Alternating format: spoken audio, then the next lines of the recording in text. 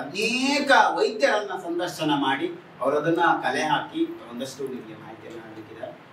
ಮಾಹಿತಿಗಾಗಿ ನಾವು ಕ್ಯಾಮರಾ ಮುಂದೆ ಸಿಕ್ಕಾಪಟ್ಟೆ ಮಾತಾಡ್ತೀವಿ.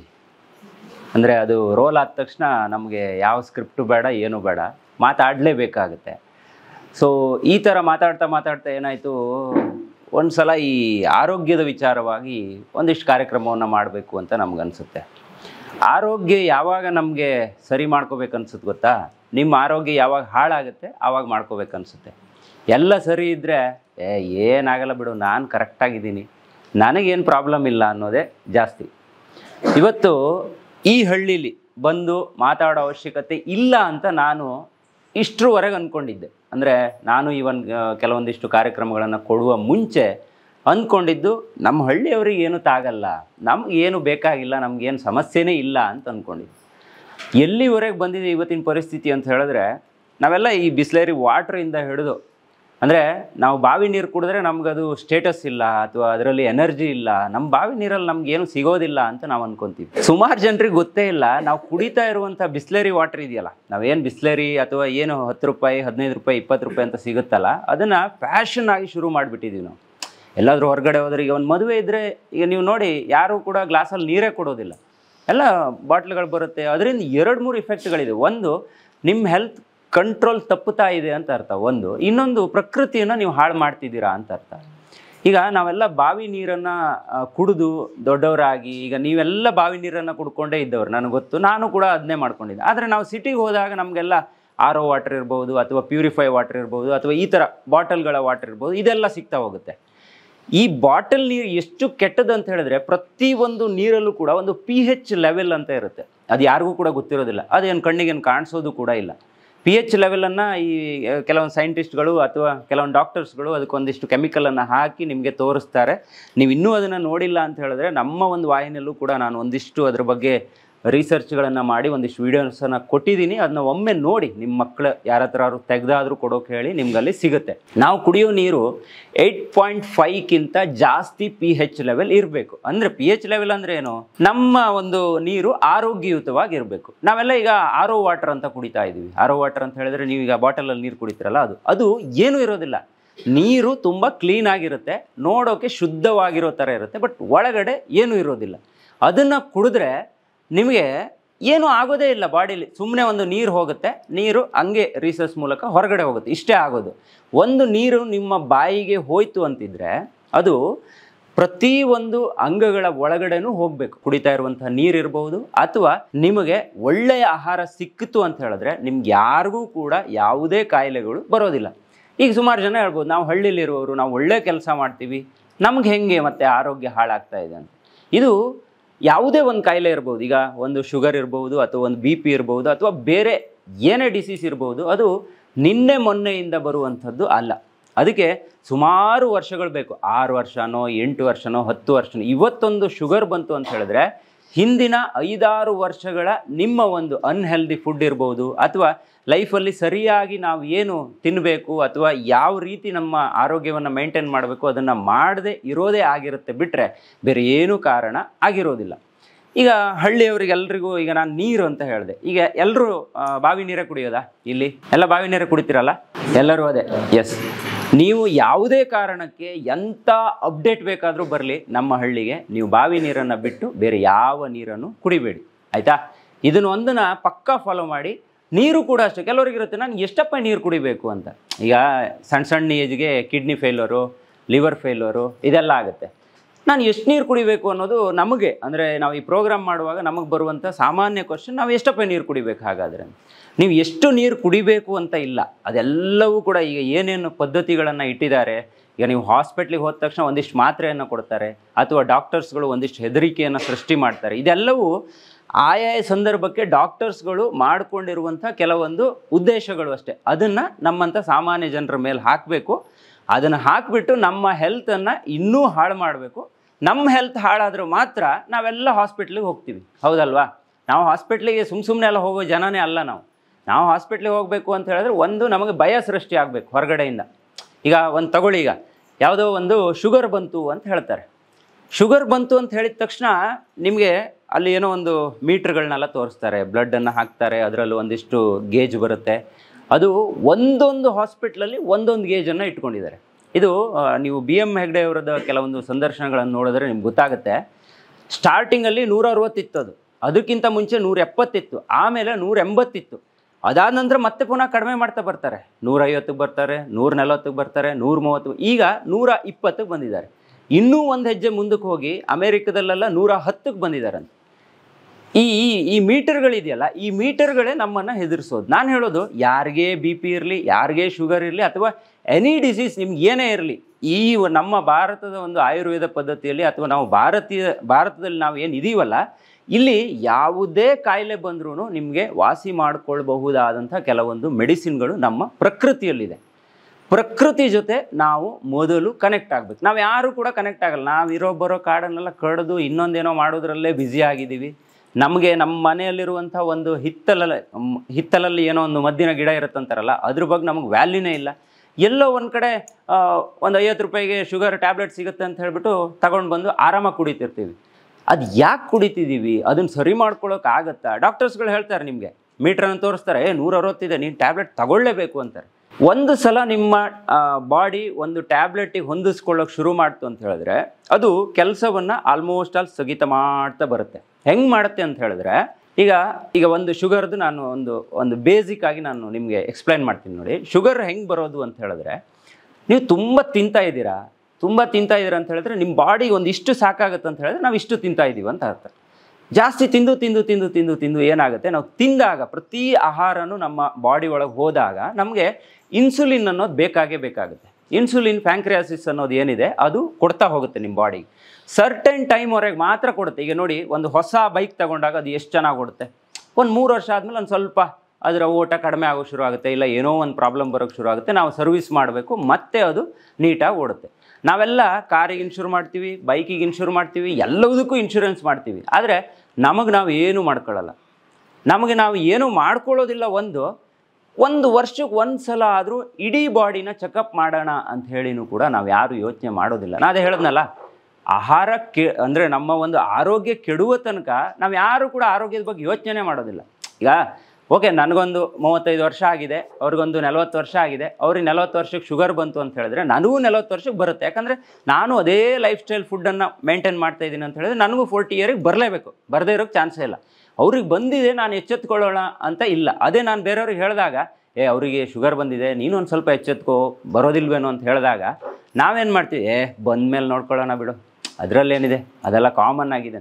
ಬಂದಮೇಲೆ ಗೊತ್ತಾಗುತ್ತೆ ಅದು ಎಷ್ಟು ಕಷ್ಟ ಇದೆ, ಅದನ್ನು ಕ್ಲಿಯರ್ ಮಾಡ್ಕೋಬೇಕು, ಬಂದವ್ರ ಪರಿಸ್ಥಿತಿ ಹೆಂಗಿರುತ್ತೆ, ಇದೆಲ್ಲ ಬಂದಾದ ನಂತರ ಗೊತ್ತಾಗುವಂಥದ್ದು. ಅದಕ್ಕೋಸ್ಕರನೇ ಆಹಾರ ಕ್ರಮವನ್ನು ಚೆನ್ನಾಗಿಟ್ಕೋಬೇಕು. ಈಗ ಸುಮಾರು ಜನರಿಗೆ ನಾನು ಹೇಳಿದೆ, ಈ ಶುಗರ್ದೇ ತಗೊಂಡಾಗ ಈ ಪ್ಯಾಂಕ್ರಿಯಾಸಿಸ್ ಕರೆಕ್ಟಾಗಿ ವರ್ಕ್ ಮಾಡದೇ ಇದ್ದಾಗ ನಿಮ್ಗೇನಾಗುತ್ತೆ, ಇನ್ಸುಲಿನ್ ಲೆವೆಲ್ ತುಂಬ ಕಡಿಮೆ ಆಗ್ತಾ ಹೋಗುತ್ತೆ. ಇನ್ಸುಲಿನ್ ಲೆವೆಲ್ ಕಡಿಮೆ ಆಗುತ್ತೆ ಅಂತ ಹೇಳಿದ್ರೆ ಹಂಗಾದ್ರೆ ಬಾಡಿ ಇನ್ಸುಲಿನ್ನೇ ಉತ್ಪಾದನೆ ಮಾಡೋದಿಲ್ವಾ? ಖಂಡಿತವಾಗಿಯೂ ಮಾಡುತ್ತೆ. ಅದಕ್ಕೆ ಸರ್ಟೆನ್ ಟೈಮ್ ಮತ್ತೆ ಬೇಕಾಗುತ್ತೆ. ಈ ಡಾಕ್ಟರ್ಸ್ಗಳು ಏನು ಮಾಡ್ತಾರೆ ಅಂತ ಹೇಳಿದ್ರೆ, ನಿಮ್ಗೇನಾದರೂ ಹಿಂಗೆ ಸಮಸ್ಯೆ ಆಯಿತು ಅಂತ ಹೇಳಿದಾಗ ಅದಕ್ಕೊಂದು ಟ್ಯಾಬ್ಲೆಟ್ ಕೊಡ್ತಾರೆ. ನೀವೆಲ್ಲರೂ ಕೂಡ ಈಗ ಹಾಸ್ಪಿಟಲನ್ನು ನೋಡಿರ್ತೀರ. ನಾನು ಹೇಳೋದು, ಸಣ್ಣ ಪುಟ್ಟ ವಿಚಾರಕ್ಕೆ ದಯವಿಟ್ಟು ಹಾಸ್ಪಿಟಲ್ಗಳಿಗೆ ನೀವು ಹೋಗಲೇಬೇಡಿ.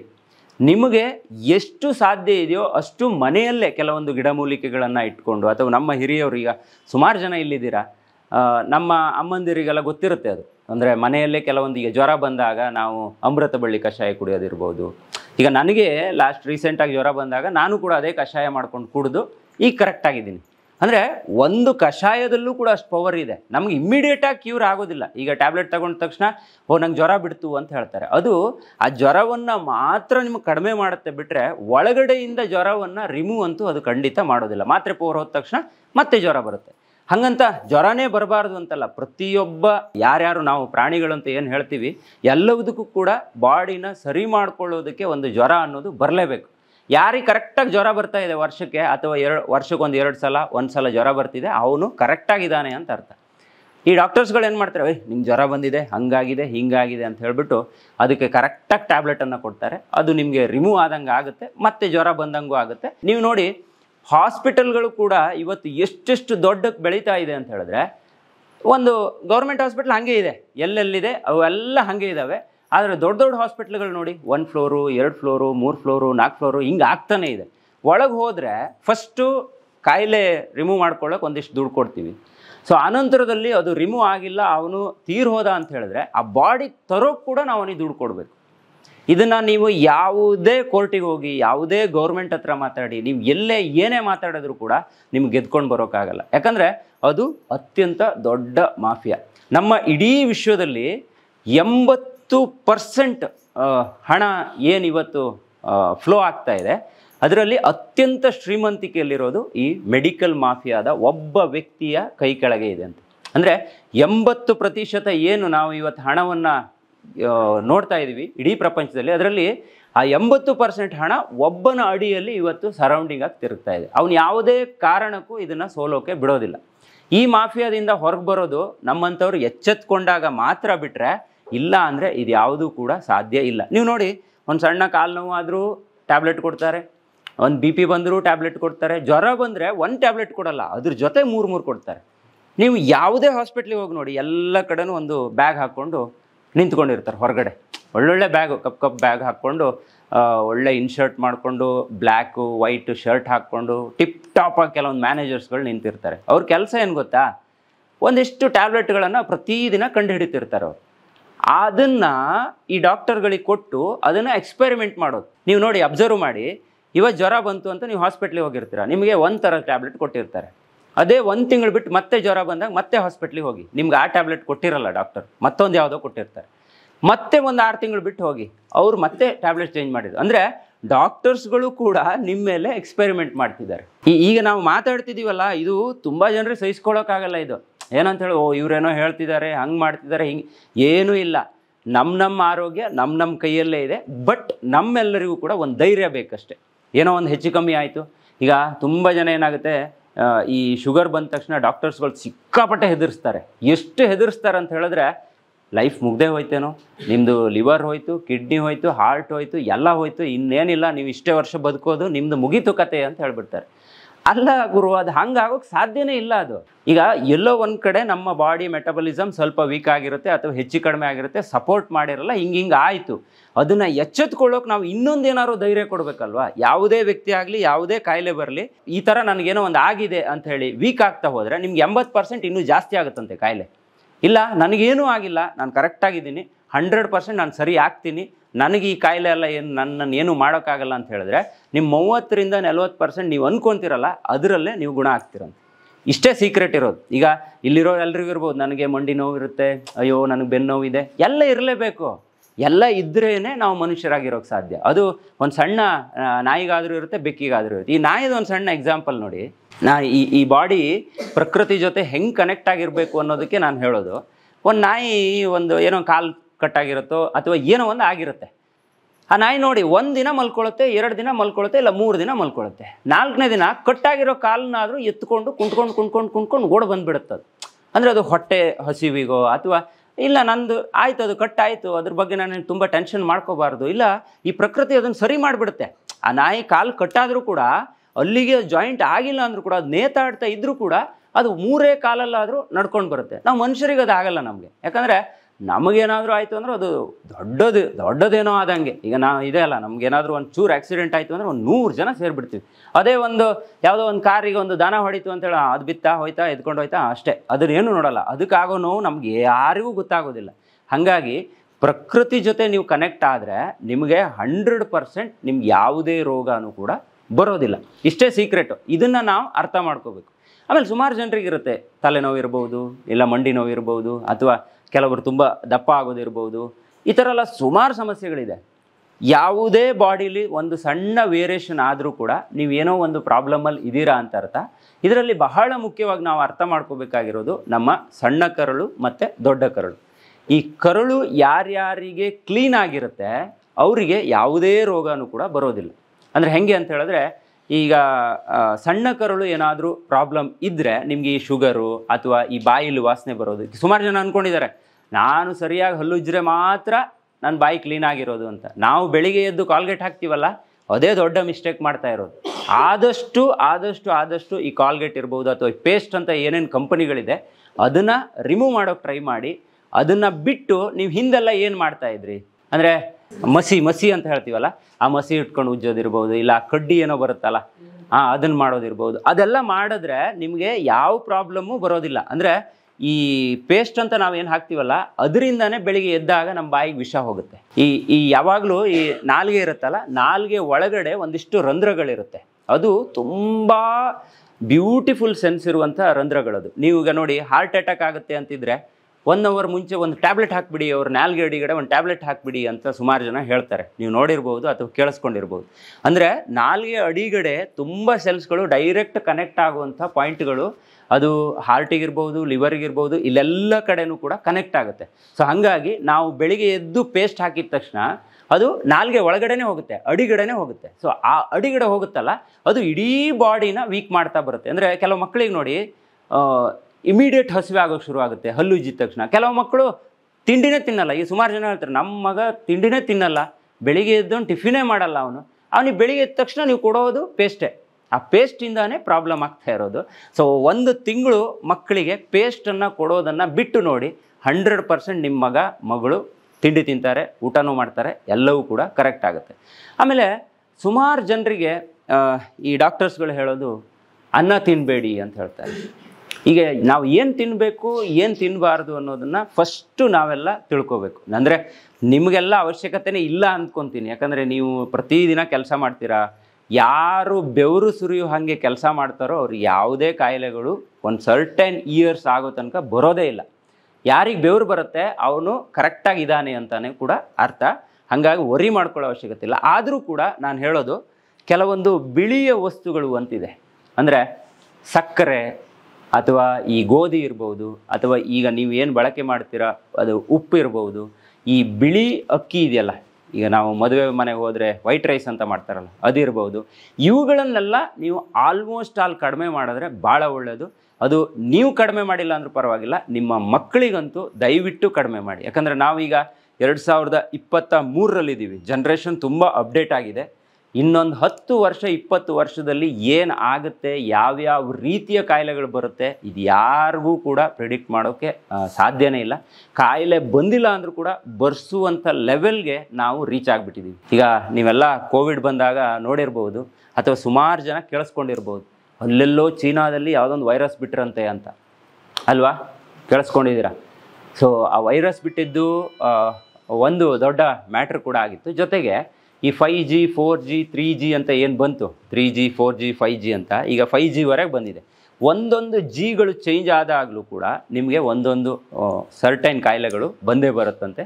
ಅದ್ರ ಜೊತೆಗೆ ಪ್ರತಿ 100 ವರ್ಷಕ್ಕೊಮ್ಮೆ ಈ ಥರದ್ದು ಒಂದೊಂದು ಕೋವಿಡ್ ಥರನ ಒಂದು ಕಾಯಿಲೆ ಬರಲೇಬೇಕು. ಈಗ ನಮ್ಮ ಜನ್ರೇಷನ್ ನೋಡಿದ್ದು ಕೋವಿಡ್ ಒಂದೇ. ಅದ್ರ ಹಿಂದೆನೂ ಕೂಡ ಒಂದು ಬಂದಿತ್ತು, ಅದ್ರ ಹಿಂದೆನೂ ಕೂಡ ಒಂದು ಬಂದಿತ್ತು. ಈಗ ಪ್ಲೇಗ್ ಇರ್ಬೋದು, ಅದೆಲ್ಲ ಇರ್ಬೋದು. ಆ ರೋಗಗಳು ಹೆಂಗಿತ್ತು ಅಂತ ಹೇಳಿದ್ರೆ, ಅಟ್ಲೀಸ್ಟ್ ನಾವು ಎಲ್ಲೋ ಒಂದು 4 ಜನರನ್ನ ಕಳ್ಕೊಂಡ್ವಿ. ಆ ಪ್ಲೇಗ್ಗಳೆಲ್ಲ ಬಂದಾಗ ಪಟ್ ಅಂತ ಸತ್ತೋಗಿರೋರೇ ಜಾಸ್ತಿ ಆಗಿದ್ರಂತೆ. ಅಂದರೆ ಒಂದು ಊರೇ ಖಾಲಿ ಆಗುವಂಥ ಪರಿಸ್ಥಿತಿಗಳು ಕೂಡ ಬಂದಿತ್ತು. ನಾನು ಹೇಳೋದು, ನಿಮ್ಮ ಆರೋಗ್ಯವನ್ನು ನೀವು ಚೆನ್ನಾಗಿ ಇಟ್ಕೊಂಡಿದ್ದೀರಾ, ಅದು ನಿಮಗೆ ಈ ಪ್ರಕೃತಿ ಕೊಟ್ಟಿತ್ತು. ಆದರೆ ನಮ್ಮಂಥ ಮಕ್ಕಳಿಗೆ, ಅಥವಾ ಈಗ ಅಲ್ಲಿ ಹಿಂದ್ಗಡೆ ಎಲ್ಲ ಇದ್ದಾರೆ, ಬಾಯ್ಸ್ ಎಲ್ಲ ಇದ್ದಾರೆ, ಸೊ ನಾವುಗಳು ಖಂಡಿತವಾಗಿ ಎಚ್ಚೆತ್ಕೋಬೇಕು. ಎಲ್ಲೆಲ್ಲ ಎಚ್ಚೆತ್ಕೋಬೇಕು ಅಂತ ಹೇಳಿದ್ರೆ, ನಾನು ಹೇಳಿದೆ ನೋಡಿ, ಈಗ ಪ್ರತಿಯೊಬ್ಬರಿಗೂ ಒಂದು ಚಹಾ ಕುಡಿಯುವಂಥ ಒಂದು ಚಟ ಇದೆ. ಯಾಕೆ ಕುಡಿತೀರಾ ನೀವು ಚಹಾ ಅಂತ ಕೇಳಿದ್ರೆ ಗೊತ್ತಿಲ್ಲ.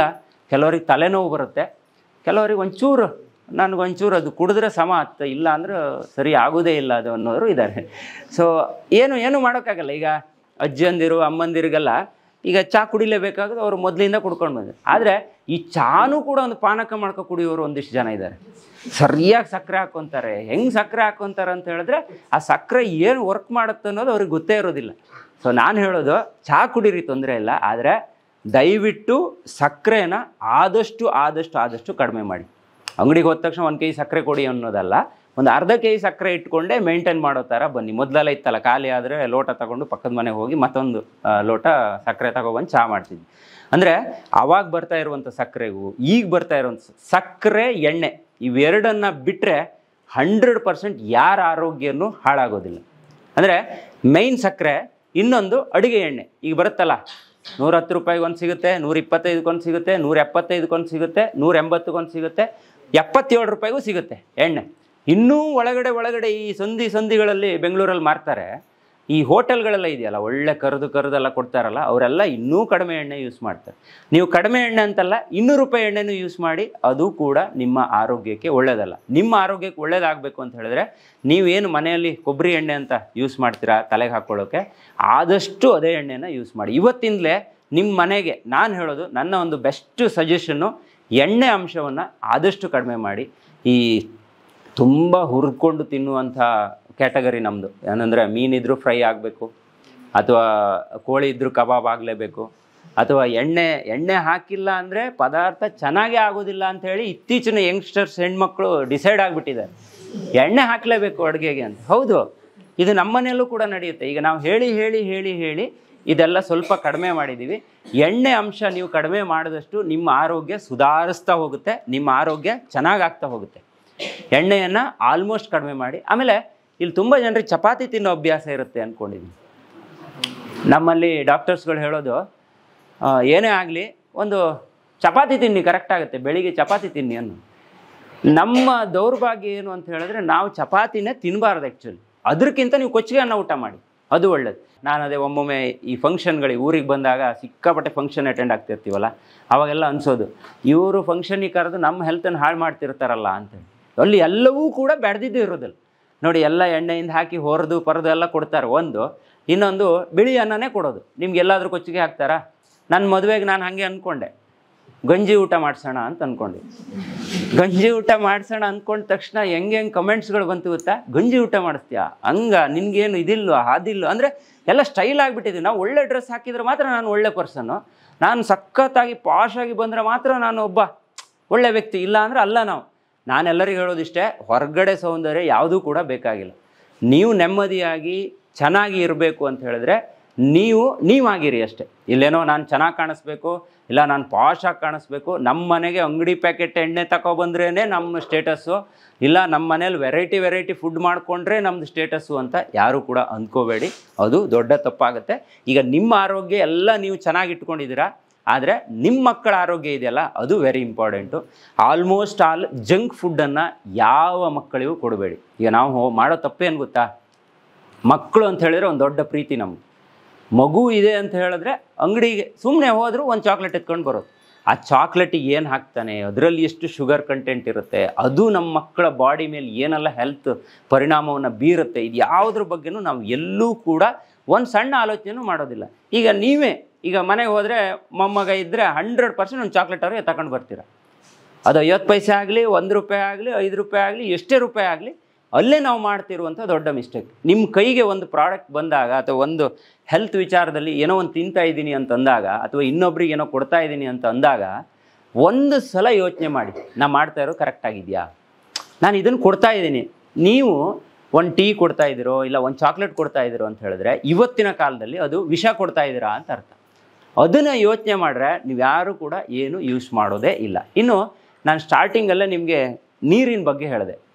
ನಮಗೆ ಈ ವೈಶಾಖ ಬಂದ ತಕ್ಷಣ ಒಂದು ದೊಡ್ಡ ಹಾಬಿ ಅಂತ ಹೇಳಿದ್ರೆ, ಒಂಚೂರು ಸುಸ್ತಾಯಿತು ಅಂದ ತಕ್ಷಣ ಸ್ಪ್ರೈಟ್ ತಗೋಬಾ, ಮಿರಿಂಡಾ ತಗೊಂಡು ಬಾ, ಅಥವಾ ಥಮ್ಸಪ್ ತಗೊಂಡು ಬಾ, ಇಲ್ಲ ಬಾಜಲ್ ತಗೊಂಡು ಬಾ ಅನ್ನೋದೊಂದು ದೊಡ್ಡ ಶೋಕಿ ಇದೆ. ಇದು ನನಗೂ ಇತ್ತು, ರಾಮನಿಗಿಲ್ಲ ಅದು, ಬಟ್ ನನಗಿತ್ತು, ಜಾಸ್ತಿ ಇತ್ತು. ಒಂದು ಸ್ಪ್ರೈಟ್ ಇದ್ದರೆ ಸ್ವಲ್ಪ ಚೆನ್ನಾಗಿರುತ್ತೆ, ಬಾಡಿ ಕೂಲ್ ಆಗ್ತಿತ್ತು, ಒಂಚೂರು ರಿಲೀಫ್ ಆಗ್ತಿತ್ತು ಅಂತ. ಹೆಂಗಿರುತ್ತೆ ಅನ್ನೋದು ನಾವೊಂದು ರಿಸರ್ಚ್ ಮಾಡಿದ್ವಿ ಅದ್ರ ಬಗ್ಗೆ. ಈ ನೀರು ಮತ್ತು ಸ್ಪ್ರೈಟನ್ನು ಎಲ್ಲವನ್ನು, ಸ್ಪ್ರೈಟ್ ಇರ್ಬೋದು ಅಥವಾ ಕುಡಿಯುವ ಆಲ್ಕೋಹಾಲ್ ಇದೆಯಲ್ಲ, ಸಾರಾಯಿ ಅಂತೇನು ಹೇಳ್ತೀವಲ್ಲ, ಅದನ್ನು ಒಂದು ಕಡೆ ಇಟ್ಕೊಂಡು, ಸ್ಪ್ರೈಟ್ ಒಂದು ಕಡೆ ಇಟ್ಕೊಂಡು, ನೀರನ್ನು ಒಂದು ಕಡೆ ಇಟ್ಕೊಂಡು, ಇವು ಮೂರನ್ನು ಕೂಡ ನಾವು pH ಲೆವೆಲನ್ನು ಚೆಕ್ ಮಾಡಿದ್ವಿ. ಅಂದರೆ ಬಿಸ್ಲರಿ ವಾಟ್ರನ್ನು ಇಟ್ಕೊಂಡು ಕೂಡ ಚೆಕ್ ಮಾಡಿದ್ವಿ.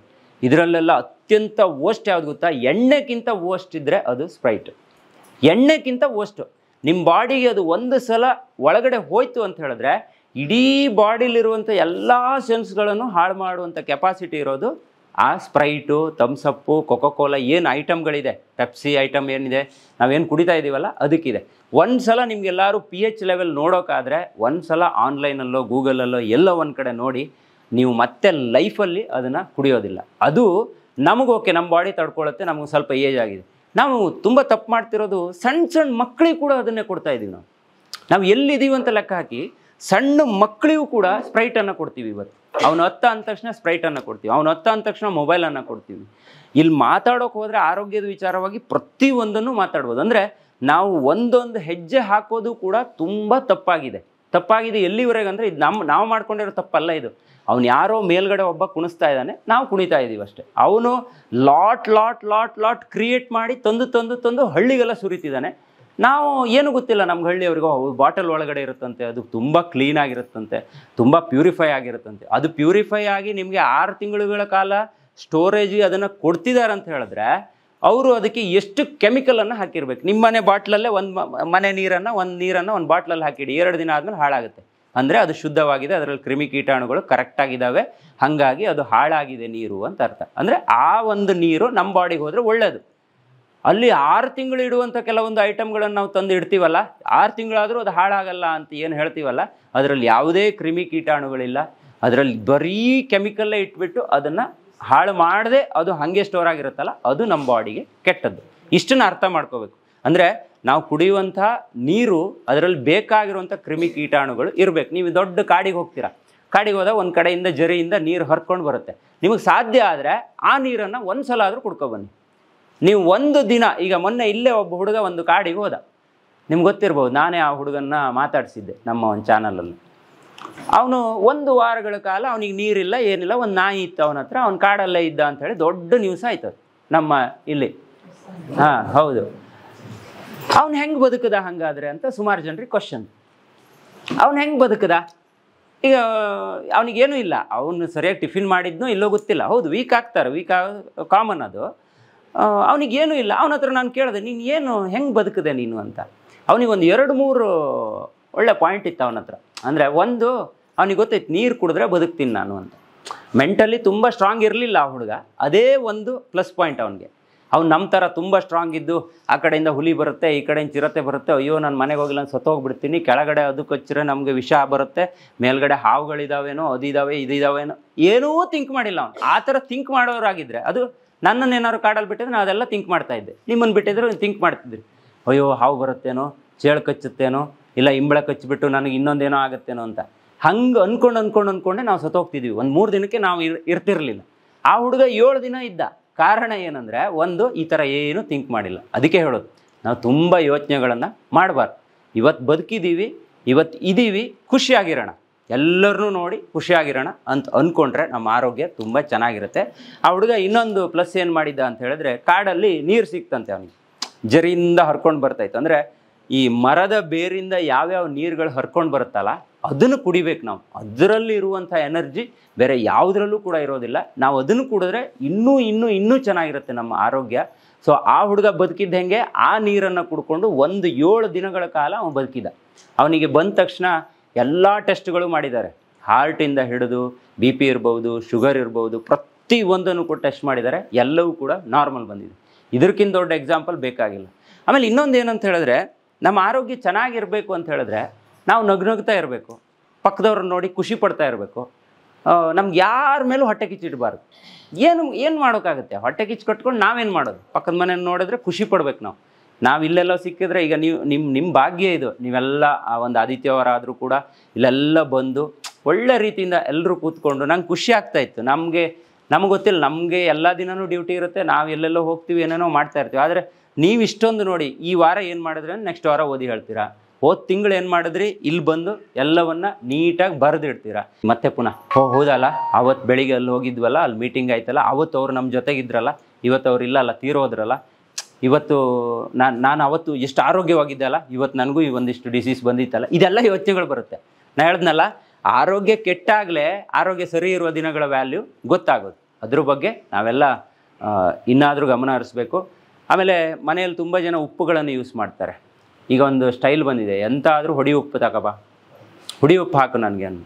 ಅದು ಕೂಡ ತುಂಬ ಕೆಟ್ಟದ್ದು. ನಾನು ಹೇಳ್ದನಲ್ಲ, ಬಿಳಿಯ ವಿಷಯದಲ್ಲಿ ಅದು ಕೂಡ ಒಂದು ವೈಟ್ ರೈಸು, 2ನೇದು ಈ ಉಪ್ಪು, 3ನೇದು ಸಕ್ಕರೆ, 4ನೇದು ಗೋಧಿ ಮೈದಾ ಅಂತ ಏನು ಕರಿತೀವಿ, ಅದನ್ನು ಕೂಡ ನೀವೆಲ್ಲ ಬಿಡಿ. ಇವೊಂದು 4 ಐಟಮನ್ನು ಬಿಡಿ. ಇನ್ನೂ ಒಂದು 5-6 ಇದ್ದಾವೆ, ಅವು ಬೇಡ. ಅವು ಈ ಒಂದು ಪರಿಸರಕ್ಕೆ ಅವೇನು ತೊಂದರೆ ಕೊಡಲ್ಲ. ನೀವು ಇದಿಷ್ಟನ್ನು ಬಿಡಿ. ಚಪಾತಿ ತಿಂತಾ ಇದ್ದರೆ ದಯವಿಟ್ಟು ಇವತ್ತೇ ಬಿಟ್ಬಿಡಿ. ಅದು ಈ ಡಾಕ್ಟರ್ಸ್ಗಳು ಏನೇನು ನಿಮಗೆ ಸಜೆಷನ್ ಕೊಟ್ಟಿರ್ತಾರೆ ಅದು ಕಂಪ್ಲೀಟ್ಲಿ ರಾಂಗ್. ಅದು ಫಸ್ಟ್ ಥಾಟ್ ಏನು ಗೊತ್ತಾ, ನೀವು ಹಾಸ್ಪಿಟ್ಲಿಗೆ ಹೋದ ತಕ್ಷಣ ನಿಮ್ಮನ್ನು ಹೆದರ್ಸೋದಷ್ಟೇ. ನೀವು ಹೆದರ್ಸಿದ್ರೆ ಮಾತ್ರ ಮಾತ್ರೆ ತೊಗೊತೀರಾ, ಇಲ್ಲಾಂದ್ರೆ ತೊಗೊಳ್ಳಲ್ಲ, ನೀನು ಯಾರು ಅಂತ ಹೇಳ್ತೀರಿ. ಸೊ ಅದೇ ಒಂದು ಇವತ್ತಿರುವಂಥ ಸತ್ಯ. ಸೊ ಆದಷ್ಟು ಹೆದರ್ಕೋಬೇಡಿ, ಏನೂ ಆಗಲ್ಲ. ಯಾವುದೇ ಕಾಯಿಲೆ ಬಂದರೂ ಏನೂ ಆಗುವಂಥದ್ದು ಏನಿಲ್ಲ. ಕ್ಯಾನ್ಸರ್ ಕೂಡ ಆತ್ಮಸ್ಥೈರ್ಯದಿಂದ ಗುಣಪಡಿಸ್ಕೊಂಡು ನಮ್ಮ ಜಗತ್ತಿನಲ್ಲಿದ್ದಾರೆ. ಬೇರೆ ದೇಶದವರೆಲ್ಲ ನಮ್ಮ ಒಂದು ಸನಾತನ ಆಯುರ್ವೇದದಲ್ಲಿ ಏನಿದೆ ಅದನ್ನೆಲ್ಲ ಕದ್ಕೊಂಡು ಹೋಗಿ ಅವರು ಅದಕ್ಕೆ ಲೈಸೆನ್ಸನ್ನು ಮಾಡಿಕೊಂಡು ಇವತ್ತು ಕೂಡ ಅಕ್ಯುಪಂಕ್ಚರ್ ಥೆರಪಿ ಚೈನಾದಲ್ಲಿ ಪ್ರತಿ ಮನೆಯಲ್ಲೂ ಕೂಡ ಇದೆ. ಅವರು ಹಾಸ್ಪಿಟ್ಲಿಗೆ ಹೋಗೋದಿಲ್ಲ. ಹಾಸ್ಪಿಟ್ಲಿಗೆ ಹೋಗೋದು ನಮಗೆ ಈಸಿ ಆಗಬೇಕಲ್ಲ. ಈಗ ರಾಮ್ ಅವ್ರು ಹೇಳಿದ್ರು 120 ರೂಪಾಯಿ ಕೊಟ್ಟು ಆ ಪುಸ್ತಕವನ್ನು ತಗೊಳ್ಳಿ, ನಿಮ್ಗೆ ಏನಾಗುತ್ತೆ ಅಂತ ಕೇಳಿದ್ರು. ನಾವು ಹಾಸ್ಪಿಟ್ಲಿಗೆ ಹೋದ್ರೆ ಒಬ್ಬ ಡಾಕ್ಟ್ರಿಗೆ 600 ರೂಪಾಯಿ ಕೊಡ್ತೀವಿ. ಏನೂ ಮಾಡಲ್ಲ, ಅವ್ನು ನಮ್ಮ ಮೇಲೆ ಎಕ್ಸ್ಪೆರಿಮೆಂಟ್ ಮಾಡ್ತಾ ಇರ್ತಾನೆ.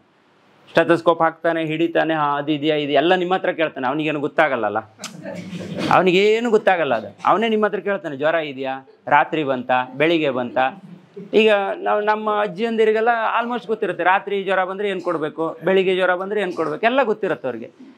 ಈ ಬಾಯಿಗೆ ಯಾವುದು ಚೆನ್ನಾಗಿರುತ್ತೆ ನೋಡಿ, ಅಂದರೆ ಚೆನ್ನಾಗಿ ಫೀಲ್ ಆಗುತ್ತೆ. ಅಂದರೆ ಈಗ ಸ್ವೀಟ್ ಇದ್ದರೆ ನಮ್ಗೆ ವಾ ಸೂಪರ್ ಅಂತ ಅನಿಸುತ್ತೆ, ಇಲ್ಲ ಹುಳಿ ಇದ್ದರೆ ಸೂಪರ್ ಅಂತ ಅನಿಸುತ್ತೆ. ಈ ಬಾಯಿಗೆ ಯಾವುದು ಚೆನ್ನಾಗಿದೆ ಅಂತ ಅನಿಸುತ್ತೆ ಅದು ನಿಮ್ಮ ದೇಹಕ್ಕೆ ಕೆಟ್ಟದ್ದು. ಇಷ್ಟೇ ಅರ್ಥ ಮಾಡ್ಕೊಳ್ಳಿ. ನಿಮ್ಮ ಬಾಯಿಗೆ ಯಾವುದು ಕಹಿ ಅನಿಸುತ್ತೆ ಅದು ನಿಮ್ಮ ದೇಹಕ್ಕೆ ಭಾಳ ಒಳ್ಳೆಯದು. ಇವತ್ತಿಂದಲೇ ಆದಷ್ಟು ಏನಾದರೂ ಕಷಾಯಗಳನ್ನು ಮಾಡೋದಿರ್ಬೋದು, ಇಲ್ಲ ಕಹಿಯ ಅಂಶವನ್ನು ಜಾಸ್ತಿ ಬಾಡಿ ಕೊಡಿ. ನಿಮ್ಮ ಲಿವರು ತುಂಬ ತುಂಬ ತುಂಬ ತುಂಬ ಕ್ಲೀನ್ ಆಗುತ್ತೆ. ಇಡೀ ಬಾಡಿ ಅನ್ಹೆಲ್ದಿ ಆಗೋದಕ್ಕೆ ಮೇಯ್ನ್ ರೀಸನ್ನು ನಿಮ್ಮ ಲಿವರ್ ಚೆನ್ನಾಗಿದ್ದರೆ ನಿಮ್ಮ ಬಾಡಿ ಎಲ್ಲ ಇದು ಕ್ಲೀನ್ ಆಗ್ತಾ ಹೋಗುತ್ತೆ. ನೀವು ಬೇಕಾದ್ರೆ ನೋಡಿ, ನಿಮ್ಗೆ ಜ್ವರ ಬಂದರೂ ಕೂಡ ಲಿವರ್ ಟೆಸ್ಟ್ ಮಾಡ್ತಾರೆ. ನಿಮ್ಗೆ ಯಾರಿಗೂ ಕೂಡ ಗೊತ್ತಾಗಲ್ಲ. ಅದು ಬ್ಲಡ್ಡು ತೆಗೆದುಬಿಟ್ಟು ಖಾಲಿ ಜ್ವರ ಬಂದಿದೆ ಅಂತ ಹೇಳಿಬಿಟ್ಟು ಜ್ವರ ಮಾತ್ರ ಪರೀಕ್ಷೆ ಮಾಡಲ್ಲ, ಲಿವರ್ ಟೆಸ್ಟು ಮಾಡ್ತಾರೆ.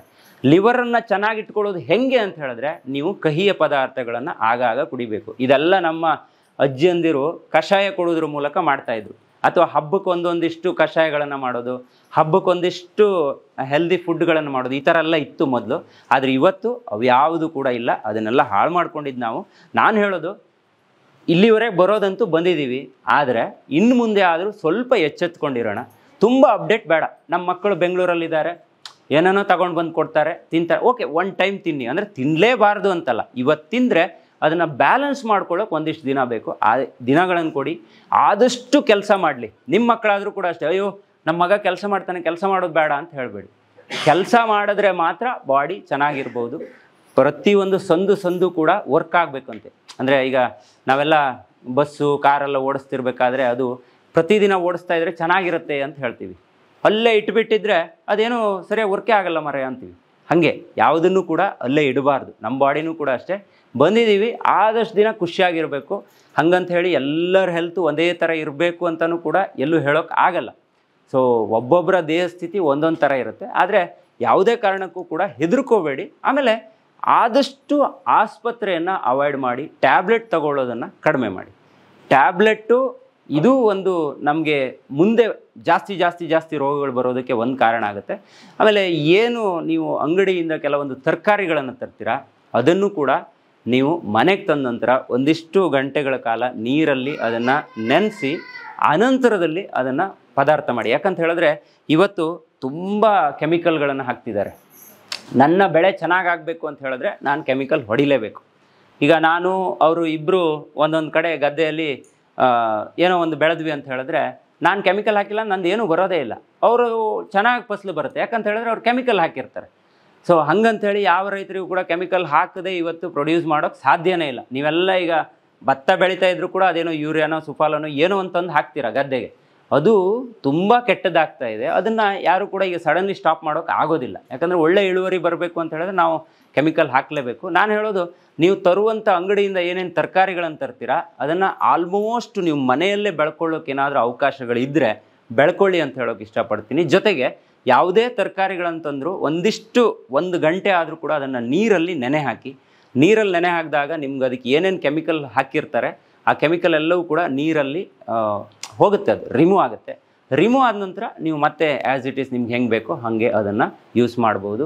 ಆಲ್ಮೋಸ್ಟ್ ಎಣ್ಣೆ ಮತ್ತು ಸಕ್ಕರೆ ಇವೆರಡನ್ನು ಇವತ್ತಿಂದ ಕಡಿಮೆ ಮಾಡಿ. ಎಣ್ಣೆ ಕಮ್ಮಿ ಮಾಡಿದ್ರೆ ತುಂಬ ಒಳ್ಳೆಯದಾಗುತ್ತೆ. ಅದು ನೀವು ಕೊಬ್ಬರಿ ಎಣ್ಣೆ ಯೂಸ್ ಮಾಡೋದಿದ್ರೆ, ಅದರಲ್ಲೂ ಪ್ಯೂರ್ ಎಣ್ಣೆಗಳು ಅಂತ ಇಲ್ಲೇನು ನಮ್ಮ ಗಾಣದಲ್ಲೆಲ್ಲ ಮಾಡಿಕೊಡ್ತಾರೆ, ಅದನ್ನು ಯೂಸ್ ಮಾಡಿದ್ರೆ ನಿಮ್ಗೆ ಯಾವುದೇ ರೀತಿ ಸಮಸ್ಯೆಗಳು ಬರೋದಿಲ್ಲ. ಈಗ ನಮಗೆ ಸಮಸ್ಯೆ ಬಂದರೆ ನಮಗೆ ಆಗೋಯ್ತು, ಬಟ್ ನಮ್ಮ ಮಕ್ಕಳಿಗೆ ಅಥವಾ ಮುಂದಿನ ತಲೆಮಾರಿಗೆ ನಾವು ಸಮಸ್ಯೆಗಳು ಇಲ್ಲದೇ ಇರೋ ರೀತಿ ಇರೋಣ ಅಂತ ಹೇಳ್ತಾ, ಸೊ ಇವತ್ತು ಇಲ್ಲೊಂದು ಮಾತಾಡೋದಕ್ಕೊಂದು ಅವಕಾಶವನ್ನು ಕೊಟ್ಟಿದ್ದೀರಾ. ನಾನು ಆರೋಗ್ಯದ ಬಗ್ಗೆ ರಾಮು ಅವ್ರ ಹತ್ರ ಅವಾಗ ಮಾತಾಡ್ತಾ ಇರ್ತೆ. ಸೊ ನಮ್ಮ ಒಂದು ವಾಹಿನಿಯಲ್ಲೂ ಕೂಡ ನಿಮಗೆ ಇದಕ್ಕಿಂತ ಜಾಸ್ತಿ ಇನ್ಫಾರ್ಮೇಷನ್ಗಳು ಪ್ರತಿದಿನ ಸಿಗುತ್ತೆ. ಯಾರ್ಯಾರು ಹೆಗ್ಗದ್ದೆ ಸ್ಟುಡಿಯೋನ ನೋಡಿಲ್ಲ, ಒಮ್ಮೆ ಫ್ರೀ ಮಾಡಿಕೊಂಡು ಸಂಜೆ ಟೈಮಲ್ಲಿ ಒಂದು 10 ನಿಮಿಷ ನಮ್ಮ ವಾಹಿನಿನ ನೋಡಿ. ನಿಮಗೆ ಒಂದಿಷ್ಟು ಆರೋಗ್ಯ, ನಾನು ಏನು ಹೇಳಿದ್ದೀನಲ್ಲ ಇದೆಲ್ಲ ನಾನು ಓಡಾಡಿ ತಿಳ್ಕೊಂಡಿರೋದು. ಈಗ ಸುಮಾರು ಜನ ಹೇಳ್ಬೋದು, ಏನು ಇವರು ಡಾಕ್ಟ್ರಾ ಇಷ್ಟೊಂದು ಹೇಳ್ತಾರಲ್ಲ, ಲಿವರ್ ಬಗ್ಗೆ, ಕಿಡ್ನಿ ಬಗ್ಗೆ, ಹಾರ್ಟ್ ಬಗ್ಗೆ ಮಾತಾಡ್ತಾರಲ್ಲ ಅಂತೇಳಿ. ನನ್ನ ಹಾರ್ಟು, ನನ್ನ ಕಿಡ್ನಿ, ನನ್ನ ಲಿವರ್ ಬಗ್ಗೆ ಮಾತಾಡೋದಕ್ಕೆ ನನಗೆ ಯಾವ ಗೌರ್ಮೆಂಟು ಅಥರೈಸು ಬೇಕಾಗಿಲ್ಲ. ಇಷ್ಟೇ ಸತ್ಯ. ಈಗ ನನ್ನ ಹತ್ರ ಹೆಂಗೆ ಹಾರ್ಟು, ಲಿವರು, ಕಿಡ್ನಿ ಇದೆ, ನಿಮ್ಮ ಹತ್ರನೂ ಅದೇ ಇರೋದು. ನಿಮ್ಮ ಹಾರ್ಟು, ಲಿವರ್, ಕಿಡ್ನಿ ಬಗ್ಗೆ ನೀವು ಮಾತಾಡ್ಕೊಳ್ಳಿ, ತೊಂದರೆ ಇಲ್ಲ. ಅದು ಕರೆಕ್ಟಾಗಿರುತ್ತೆ ಅನ್ನೋದು. ಯಾವುದೋ ಡಾಕ್ಟರು ಅಲ್ಲೇನೋ ಒಂದು ಡಾಕ್ಟ್ರೇಟ್ ಮಾಡ್ಕೊಂಡು ಬಂದ ತಕ್ಷಣ ಮಾತಾಡಿ ಅವನಿಂದ ನಾವು ಸರಿ ಆಗಬೇಕು ಇಲ್ಲ. ನೀವು ಯಾವುದೇ ಡಾಕ್ಟ್ರ್ ತಗೊಳ್ಳಿ, ಇಂಗ್ಲೀಷ್ ಮೆಡಿಸಿನ್ ಕೊಡುವಂಥ ಎಲ್ಲ ಡಾಕ್ಟರ್ಸ್ಗಳು ಇದೇ ತಪ್ಪನ್ನು ಮಾಡ್ತಾರೆ. ಅಂದರೆ ಅವರ ಒಂದು ಬೇಸಿಕ್ ಓದುವಿಕೆ ಕೂಡ ಹಾಗೆ ಇರುತ್ತೆ. ಅವರು ಫಸ್ಟ್ ಓದೋಕೆ ಹೋದ ತಕ್ಷಣ ಅವ್ರಿಗೆ ಒಂದು 2-3 ಇನ್ಸ್ಟ್ರಕ್ಷನ್ಗಳನ್ನು ಕೊಡ್ತಾರೆ ಡಾಕ್ಟರ್ಸ್ಗಳಿಗೆ. ಅಂದರೆ ನಮ್ಮ ಮಕ್ಕಳನ್ನ ನಾವು ಡಾಕ್ಟರ್ ಓದೋಕ್ಕೆ ಕಳಿಸಿದ್ರು ಕೂಡ ಅವ್ರಿಗೆ ಒಂದು 2-3 ಇನ್ಸ್ಟ್ರಕ್ಷನ್ ಇರುತ್ತೆ. ಒಂದು, ಕ್ಲೀನ್ ಶೇವು, ಟಿಪ್ ಟಾಪ್ ಇನ್ಶರ್ಟು ಇದೆಲ್ಲ ಮಾಡ್ಕೋಬೇಕು. ಎರಡನೇದು, ನೀವು ಸಮಾಜದಿಂದ ಎಲ್ಲ ಬಂಧನಗಳಿಂದ ಮುಕ್ತರಾಗಬೇಕು. ನಿಮ್ಗೆ ಯಾರೇ ಬಂದರೂ ಅವ್ರು ನಿಮ್ಗೆ ರಿಲೇಟಿವ್ ಅಲ್ಲ, ಯಾರೇ ಬಂದರೂ ನಿಮಗೆ ಫ್ರೆಂಡ್ ಅಲ್ಲ. ಮೂರನೇದು, ನಿಮ್ಗೆ ಯಾವುದೇ ವ್ಯಕ್ತಿ ಬರಲಿ ನೀವು ಪ್ರಿಸ್ಕ್ರಿಪ್ಷನ್ ಬರೆದು ಟ್ಯಾಬ್ಲೆಟ್ಸ್ಗಳನ್ನು ಬರೆದು ಕೊಡಲೇಬೇಕು. ಇವು 3 ಥಿಂಗನ್ನು ಡಾಕ್ಟರ್ಗಳು ಸ್ಟಾರ್ಟಿಂಗಲ್ಲೇ ಪ್ರಿಪೇರ್ ಮಾಡುವಂಥದ್ದು. ಇದೆಲ್ಲ ವಿಶ್ವವಿದ್ಯಾನಿಲಯಗಳಲ್ಲಿ ನಡೆಯುತ್ತೆ. ಇದನ್ನು ಒಳಗಡೆ ಇದ್ದವರೇ ನಮ್ಗೆ ಹೇಳಿರುವಂಥದ್ದು. ಅಂದರೆ ನಾನೇನು ಡಾಕ್ಟ್ರು ಓದಿಲ್ಲ, ಆದರೆ ಈ ವಿಚಾರಗಳನ್ನು ತಿಳ್ಕೊತ ಹೋದಾಗ ನಮ್ಮಲ್ಲಿರುವಂಥ ಒಂದು ಏನು ಈ ಆಯುರ್ವೇದಿಕ್ ಪದ್ಧತಿಗಳು, ಈಗ ನಾನು ಕೆಲವೊಂದು ಆಯುರ್ವೇದ ಸೆಂಟರ್ಗಳಿಗೆ ಆವಾಗ ವಿಸಿಟ್ ಮಾಡ್ತಾ ಇರ್ತೀನಿ. ಅವರು ಕಷಾಯ ಕುಡೀರಿ ಅಂತ ಕುಡಿತಾ ಇರ್ತೀವಿ. ಯಾಕಂತ ಹೇಳಿದ್ರೆ ಎಲ್ಲೋ ಒಂದು ಕಡೆ ಸರಿ ಮಾಡ್ಕೋಬೋದು, ಒಳ್ಳೇದಾಗುತ್ತೆ ಅಂತ ಹೇಳಿದ್ರೆ ಅದಕ್ಕಿಂತ ದೊಡ್ಡದು ಏನು ಬೇಕಲ್ವಾ. ಸೊ ಹಂಗಾಗಿ ಆಲ್ಮೋಸ್ಟ್ ಕಹಿಯ ಪದಾರ್ಥಗಳನ್ನು ಜಾಸ್ತಿ ತಿನ್ನಿ, ಸಿಹಿ ತಿಂಡಿಗಳನ್ನು ಸ್ವಲ್ಪ ಕಡಿಮೆ ಮಾಡಿ ಅಂತ ಹೇಳ್ತಾ, ಇನ್ನಾದರೂ ನಾವೆಲ್ಲ ಎಚ್ಚೆತ್ಕೊಳ್ಳೋಣ. ನಿಮ್ಮ ಮಕ್ಕಳಿಗೆ ಯಾವುದೇ ಕೆಮಿಕಲ್ ಫುಡ್ಡನ್ನು ಕೊಡಬೇಡಿ. ಅದು ಅಂಗಡಿಯಿಂದ ಚಾಕ್ಲೇಟ್ ಆಗಿರ್ಬೋದು, ಕುರ್ಕುರೆ ಆಗಿರ್ಬೋದು, ಲೇಸ್ ಆಗಿರ್ಬೋದು, ಅವೆಲ್ಲ ಎಷ್ಟು ತೊಂದರೆ ಅಂತ ಹೇಳಿದ್ರೆ ಬಾಯಿಗಿಟ್ಟ ತಕ್ಷಣ ನಿಮ್ಗೊಂದು ಎನರ್ಜಿಯನ್ನು ಕೊಡುತ್ತೆ. ಅಂದರೆ ಅದು ಮೆದ್ಲಿಗೆ ಹೋಗುತ್ತೆ, ಎಲ್ಲ ಕಡೆನೂ ಸಂಚಾರ ಆಗಿಬಿಡುತ್ತೆ. ಇಮ್ಮಿಡಿಯೇಟ್ ಮೆದ್ಲಿಗೆ ಕೊಡುತ್ತಲ್ಲ ಅದು ಸಖತ್ ಪವರ್. ಅದಕ್ಕೆ ಅದು ತುಂಬ ಟೇಸ್ಟಿ ಆಗಿಬಿಡೋದು ನಮ್ಮ ಮಕ್ಕಳಿಗೆ. ಒಂದು ತಿಂದ ತಕ್ಷಣ ಇನ್ನೊಂದು ತಿನ್ನೋಣ ಅಂತ, ಇನ್ನೊಂದು ತಿಂದ ತಕ್ಷಣ ಮತ್ತೊಂದು ತಿನ್ನೋಣ. ಇದೇ ನಮ್ಮ ದೊಡ್ಡ ಪ್ರಾಬ್ಲಮ್ಮು. ಅದ್ರ ಜೊತೆಗೆ ಈಗ ಸುಮಾರು ಮಕ್ಕಳು ಏನು ಮಾಡ್ತಿದ್ದಾರೆ, ಮೊಬೈಲ್ಗಳನ್ನು ಹಿಡ್ಕೊಂಡೇ ಊಟ ಮಾಡೋದು. ನಮ್ಮ ಪೇರೆಂಟ್ಸಿಗೆ ಮತ್ತು ಉಪಾಯನೇ ಇಲ್ಲ. ಮೊಬೈಲನ್ನು ಕೊಟ್ಟರೆ ನನ್ನ ಮಗ ಚೆನ್ನಾಗಿ ಊಟ ಮಾಡ್ತಾನೆ ಅಂತ ಹೇಳ್ಬಿಟ್ಟು ಕೊಟ್ಟುಬಿಡ್ತಾರೆ. ನೋಡಿ, ದೊಡ್ಡ ಕಂಪನಿಯವರೆಲ್ಲ ಈಗ ಅದನ್ನಿಟ್ಕೊಂಡು ಆಟ ಆಡ್ತಿದ್ದಾರೆ. ಎವ್ರಿ 3 ಸೆಕೆಂಡ್ಸಿಗೆ ಒಮ್ಮೆ ಮೊಬೈಲಲ್ಲಿ ಬರುವಂಥ ಕಲರ್ಸ್ಗಳಿದೆಯಲ್ಲ, ಅಂದರೆ ಏನು ಅವ್ರು ತೋರಿಸ್ತಿರ್ತಾರೆ ಆ ಕಲರ್ಗಳು ಚೇಂಜ್ ಆಗುತ್ತಂತೆ ಎವ್ರಿ 3 ಸೆಕೆಂಡ್ಸಿಗೆ. 3 ಸೆಕೆಂಡಿಗೆ ಒಂದು ಕಲರ್ ಚೇಂಜ್ ಆದರೆ ಆ ಮಗು ಅಲ್ಲೇ ಕಾನ್ಸಂಟ್ರೇಷನ್ ಮಾಡುತ್ತಂತೆ. ಒಂದೇ ಕಲರನ್ನು ಕೊಟ್ಟರೆ ಅವನ ಕಾನ್ಸಂಟ್ರೇಷನ್ ಬೇರೆ ಕಡೆ ಹೋಗುತ್ತಂತ ಹೇಳಿ ಅಲ್ಲಿಯೂ ಕೂಡ ಆಟ ಆಡ್ತಿದ್ದಾರೆ.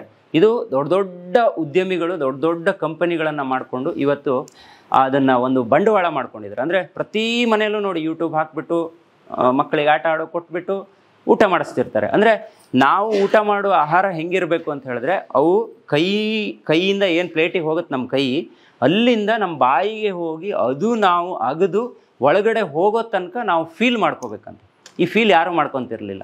ನೀವು ಮಾಡ್ಕೊತೀವಿಲ್ಲ ಗೊತ್ತಿಲ್ಲ, ಆದರೆ ನಮ್ಮ ಹಿರಿಯರನ್ನು ನೀವು ಒಮ್ಮೆ ಯೋಚನೆ ಮಾಡಿ, ಅವ್ರು ಹೆಂಗೆ ಊಟ ಮಾಡ್ತಿದ್ರು. ಎಲ್ಲ ಒಟ್ಟಿಗೆ ಕೂತ್ಕೊಂಡು ಊಟ ಮಾಡ್ತಾಯಿದ್ರು, ಚಕ್ರಮಟ್ಟೆ ಹಾಕಿ ಕೆಳಗಡೆ ಕೂತ್ಕೊಂಡು ಊಟ ಮಾಡ್ತಾಯಿದ್ರು.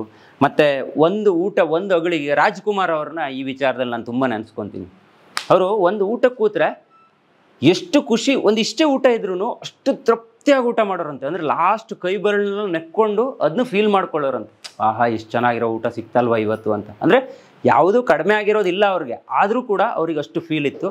ನಾವು ಕೂಡ ಒಂದು ಅನ್ನ ಸಿಕ್ತು, ಒಂದು ಊಟ ಮಾಡಿದ್ವಿ ಅಂತ ಹೇಳಿದ್ರೆ ಅಷ್ಟು ತುಂಬ ಚೆನ್ನಾಗಿ ಫೀಲ್ ಮಾಡಿಕೊಂಡು ಊಟ ಮಾಡೋದನ್ನು ಮತ್ತೆ ಕಲಿಬೇಕು. ನಮ್ಮ ಮಕ್ಕಳಿಗೂ ಕೂಡ ಕಲಿಸ್ಬೇಕು. ಕಲಿಸಿದ್ರೆ ಮಾತ್ರ ಮುಂದಿನ ಜನಾಂಗ ಚೆನ್ನಾಗಿರುತ್ತೆ. ನಾವು ಹೇಳ್ಬೋದು, ಇವತ್ತು ನಮ್ಮ ಮಗನಿಗೆ 4 ವರ್ಷ, ಅವ್ನು ನೋಡಿದರೆ 24 ವರ್ಷದ ಒಂಥರ ಅಪ್ಡೇಟ್ ಆಗಿಬಿಟ್ಟಿದ್ದಾನೆ. ನಂಗೆ ಗೊತ್ತಿಲ್ಲದೆ ಇರೋದಲ್ಲ ನನ್ನ ಮಗನಿಗೆ ಗೊತ್ತು ಅಂತ ನಾವು ಹೇಳ್ತೀವಿ. ತುಂಬ ಅಪ್ಡೇಟ್ ಆಗಿಬಿಟ್ಟಿದ್ದಾನೆ ಅವನು. ನನಗೆ ಗೊತ್ತಿಲ್ಲದೆ ಇರೋ ಲಾಕ್ ತೆಗೆಯೋದಲ್ಲ ಅವ್ನು ತೆಗೆದು ಬಿಡ್ತಾನೆ. ಅದು ತುಂಬ ತಪ್ಪದು. ಯಾಕೆ ಅವ್ನು 24 ವರ್ಷ ಆಗುವಷ್ಟು ಅಪ್ಡೇಟ್ ಆಗಬೇಕಾಗಿದೆ ಇವತ್ತು? ಅವನಿಗೆ ಯಾವುದು ಸಣ್ಣ ಪುಟ್ಟ ವಿಚಾರಗಳೇ ಗೊತ್ತಿಲ್ಲ. ಅವನಿಗೆಲ್ಲ ತುಂಬ ದೊಡ್ಡದು ಬೇರೆ ಫಾರಿನ್ದು ಅಮೇರಿಕದ್ದೆಲ್ಲ ಅವನಿಗೆ ಗೊತ್ತಿರುತ್ತೆ. ಅದೇ ನಾವು ಮಾಡ್ತಿರುವಂಥ ದೊಡ್ಡ ಮಿಸ್ಟೇಕು. ಅದಕ್ಕೆ 100 ವರ್ಷ ಬದುಕೋರು 80ಕ್ಕೆ ಬಂದ್ವಿ, 80 ಬದುಕೋರು 60ಕ್ಕೆ ಬಂದ್ವಿ, ಈಗ 50ಕ್ಕೆ ಬಂದಿದ್ದೀವಿ. ಇನ್ನೂ ಹೀಗೆ ಹೋದರೆ 40-45ಕ್ಕೆ ನಮ್ಮದು ಕ್ಲೋಸ್ ಆಗುತ್ತೆ. ಒಂದು ತಿಳ್ಕೊಳ್ಳಿ, ಈಗ ಆಲ್ಮೋಸ್ಟ್ ನಮಗೆಲ್ಲ 30-40 ವರ್ಷ ಆಗಿಬಿಟ್ಟಿದೆ. ನಾವು ಇನ್ನೆಷ್ಟು ವರ್ಷ ಬದುಕ್ತೀವಿ ಅಲ್ವಾ? ಇದು ಯಾರೂ ಅರ್ಥ ಮಾಡ್ಕೊಳ್ಳಲ್ಲ, ಯಾರೂ ಯೋಚನೆ ಮಾಡಲ್ಲ. ಎಲ್ಲರೂ ಹೆಂಗೆ ಅಂದರೆ ನಾವು ಬಿಲ್ಡಿಂಗ್ ಕಟ್ಟಬೇಕು, ಈ ಆಸ್ತಿ ನಂದು, ಆ ಗದ್ದೆ ನಂದು, ಅಲ್ಲಿ ಬೇಲಿ ಹಾಕಬೇಕು, ಇಲ್ಲಿ ಜಾಗ ತಗೋಬೇಕು, ಇಲ್ಲೊಂದು ಬಿಲ್ಡಿಂಗ್ ಕಟ್ಟಿ ಹಿಂಗೆ ಇರ್ತೀವಿ. ಬಿಟ್ಟರೆ ಈ ಬಿಲ್ಡಿಂಗ್ ಕಟ್ಟಿ ಇನ್ನೊಂದು 15 ವರ್ಷ ನಾನು ಇರ್ತೀನಿ, 16ನೇ ವರ್ಷದಲ್ಲಿ ಸತ್ತೋಗ್ತೀನಿ ಅಂತ ಯಾರು ಯೋಚನೆ ಮಾಡಲ್ಲ. ಎಲ್ರಿಗೂ ಒಂದು ಎಂಡಿದೆ, ಪ್ರತಿಯೊಬ್ಬರಿಗೂ ಒಂದು ಎಂಡಿದೆ, ಈ ಪ್ರಪಂಚಕ್ಕೂ ಒಂದು ಎಂಡಿದೆ, ಆ ಕ್ಯಾಮ್ರಕ್ಕೂ ಒಂದು ಎಂಡಿರುತ್ತೆ, ಈ ಮೊಬೈಲಿಗೂ ಒಂದು ಎಂಡಿರುತ್ತೆ. ತಗೊಳ್ಳುವಾಗ ಹೊಸ ಮೊಬೈಲ್ ಇದು, ತಗೊಳ್ಳುವಾಗ 1-2 ವರ್ಷ ಯೂಸ್ ಮಾಡಿ ಅದ್ರ ಕತೆ ಮುಗೀತು, ಅಲ್ಲಿಗೆ ಇದು ಎಂಡ್ ಆಗುತ್ತೆ. ಹಾಗಾಗಿ ನಮ್ಮ ಎಂಡ್ ಬಗ್ಗೆ ನಮ್ಮೆಲ್ರಿಗೂ ಕೂಡ ಗೊತ್ತಿರಬೇಕು. ನಾವಿಲ್ಲಿ ಯಾರು ಏನನ್ನು ತಗೊಂಡೋಗಲ್ಲ, ನಾವು ಮಾಡಿದ್ರೆ ಅದೊಂದು ಮಾಡಿದ್ದೀವಿ ಅನ್ನೋದು ಇತಿಹಾಸ ಅಷ್ಟೇ. ಆ ಇತಿಹಾಸ ಹಾಗೇ ಇರಲಿ, ನಮ್ಮ ಮಕ್ಕಳಿಗೂ ಕೂಡ ಅದನ್ನೇ ಕಲಿಸೋಣ. ಅಂದರೆ ನಾವು ತುಂಬ ವರ್ಷ ಬದುಕ್ತೀವಿ, ನಾವು ಹಂಗೆ ಮಾಡ್ತೀವಿ ಹಿಂಗೆ ಮಾಡ್ತೀವಿ ಅಂದಾಗ ಸ್ವಾರ್ಥ ಜಾಸ್ತಿ ಆಗುತ್ತೆ. ಈ ಸ್ವಾರ್ಥ ಜಾಸ್ತಿ ಆದಾಗ ನಿಮಗೆ ಆರೋಗ್ಯಗಳು ಕೂಡ ಹದಗೆಡ್ತಾ ಬರುತ್ತೆ. ಎಲ್ಲಿವರೆಗೆ ಸ್ವಾರ್ಥ ಇರುತ್ತೆ ಅಲ್ಲಿವರೆಗೆ ಏನೂ ಕೂಡ ಮಾಡೋಕ್ಕಾಗಲ್ಲ. ಆಗಲೇ ಸರ್ ಕೂಡ ಹೇಳಿದರು, ನಾವೆಲ್ಲ ಬೆರಿಬೇಕು ಅಂತ. ನಮ್ಮಲ್ಲಿ ಆ ಸೌಭಾಗ್ಯ ಇದ್ದರೂ ಕೂಡ ನಾವು ಅದನ್ನ ಕಳ್ಕೊತಾ ಇದ್ದೀವಿ. ನಾವು ಎಲ್ಲಿ ಅಂಗಡಿಗೆ ಹೋಗ್ತೀವೋ ಅಥವಾ ನಾವು ಒಂದು ಸಭೆ ಸಮಾರಂಭ ಅಂತಿದ್ದರೆ ನಾವು ಅಲ್ಲಿ ಎಲ್ಲೂ ಕೂಡ ಬೆರೆಯೋದೇ ಇಲ್ಲ. ನಂದಾಯಿತು, ನಿಮ್ಮ ಜನ್ರೇಷನ್ ಆದರೂ ಅಡ್ಡಿಲ್ಲ, ಸ್ವಲ್ಪ ನೀವೆಲ್ಲ ಒಟ್ಟಿಗೆ ಕೂತ್ಕೊಂಡು ಮಾಡ್ತಾರೆ. ನಾವು ಹುಡುಗರು ಮಕ್ಕಳು ಹೋಗ್ತೀವಿ, ಒಬ್ಬೊಬ್ಬರ ಹತ್ರ ಒಂದೊಂದು ಮೊಬೈಲ್, 2 ಮೊಬೈಲ್ ಇರುತ್ತೆ ನಮ್ಮ ಹತ್ರ. ನಮ್ಮ ಪಾಡಿ ನಾವು ಒಬ್ಬೊಬ್ಬರೇ ಸುಮ್ಮನೆ ಕೂತ್ಕೊಂಡು ಇರ್ತೀವಿ ಹಿಂಗೆ ಹಿಡ್ಕೊಂಡು. ನಾವು ಮಾತಾಡಲ್ಲ, ನೀವು ಎಂತ ತಿಂದ್ಯಾ, ನಾನು ತಿಂದಿಲ್ಲ ನನಗೇ ಗೊತ್ತಿಲ್ಲ, ಹಂಗಾಗಿದೆ. ನಾವು ರೀಲ್ಸ್ ನೋಡಿ, ಒಂದು ರೀಲ್ಸ್ ಅಂತ ಹಿಂಗೆ ಹೋಗಿರ್ತೀವಿ, ಅದರಲ್ಲಿ ಒಂದು 26 ರೀಲ್ಸ್ ಹೋಗಿರುತ್ತೆ. ಆ ವರ್ಷದ ಸಭೆ ಮುಗೀತು ಅಂತಾನೆ ಮತ್ತೆ ಎದ್ಕೊಂಡು ಮನೆಗೆ ಹೋಗ್ತೀವಿ. ಸಭೆಯಲ್ಲಿ ಏನಾಯಿತು, ರೀಲ್ಸಲ್ಲಿ ಏನಾಯಿತು, ನಾನೇನು ಮಾಡ್ತಿದ್ದೀನಿ, ನಾನಿಲ್ಲಿ ಯಾಕೆ, ಇದು ಏನು ಗೊತ್ತೇ ಇರೋದಿಲ್ಲ ಅವನಿಗೆ. ಸೊ ಇದು ನಮ್ಮ ದೊಡ್ಡ ದೌರ್ಭಾಗ್ಯ. ಸೊ ಹಂಗಾಗಿ ಯಾರು ಏನು ವರಿ ಮಾಡ್ಕೋಬೇಡಿ, ಹೆಲ್ತ್ ಬಗ್ಗೆ ಒಂದಿಷ್ಟು ಕಾನ್ಸಂಟ್ರೇಷನ್ನ ಇಟ್ಕೊಳ್ಳಿ. ಹಂಗಂತ ಹೇಳಿ ನಿಮಗೆ ಒಂದು ಆರೋಗ್ಯಕ್ಕೆ ಹದಗೆಟ್ಟರು ಕೂಡಲೇ ಇಮಿಡಿಯೇಟ್ ಸರಿ ಆಗೋದಿಲ್ಲ. ಯಾವುದೇ ಆರೋಗ್ಯ ಹಾಳಾದರೂ ಪ್ರಕೃತಿ ಜೊತೆಗೆ ನೀವು ಅದನ್ನು ಸರಿ ಮಾಡ್ಕೋಬೇಕು ಅಂತ ಹೇಳಿದ್ರೆ 3-6 ತಿಂಗಳು ಬೇಕೇ ಬೇಕು. ನಿಮಗೇನೋ ತುಂಬ ದೊಡ್ಡ ಡಿಸೀಸ್ ಬಂತು, ತುಂಬ ದೊಡ್ಡ ಪ್ರಾಬ್ಲಮ್ ಆಯಿತು ಅಂತ ಹೇಳಿದ್ರೆ 3 ತಿಂಗಳು ಅದಕ್ಕೆ ಟೈಮ್ ಕೊಡಿ.